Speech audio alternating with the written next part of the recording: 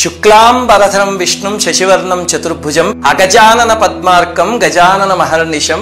ఈ 2 శ్లోకాలు రాని వాళ్ళు ఎవరు ఉండరు, అంతేనా? రెండిట్లో మనం ఎప్పుడు చదివే తప్పులు 2 ఉన్నాయి. మరి ఇందులో మనం చదివే తప్పు ఏమిటండి? మీరు చూడండి, చాలా చోట్ల నేర్పించేటప్పుడు ఎస్పెషల్లీ పిల్లలకి కానీ సినిమాల్లో కానీ శుక్లాం అంటారు, పిల్లలు శుక్లాం అంటారు, బరధరం అంటారు, బరధరం అంటారు. అది శుక్లాము బరధరం కాదు, శుక్ల అంబరధరం. అందుకని దాన్ని శుక్లాంబరధరం అని నేర్పించండి, లేకపోతే శుక్ల అంబరధరం అని నేర్పించండి. శుక్లాంబరధరం అనకూడదు. ఇంకా 2వ శ్లోకం అనేక దం తం భక్తానాం. ఇది చాలా జాగ్రత్తగా చదవండి. అనేక దంతం కాదు, అది అక్కడ పాజ్ ఇవ్వాల్సింది. అనేక దం తం భక్తానాం అంటే తం భక్తానాం, నీ యొక్క భక్తులకి అనేకదం, అవి ఏవైనా ఏ కోరికలైనా తీర్చేస్తాడట. అహర్నిశం ఎల్లప్పుడూ చేస్తూనే ఉంటాడట.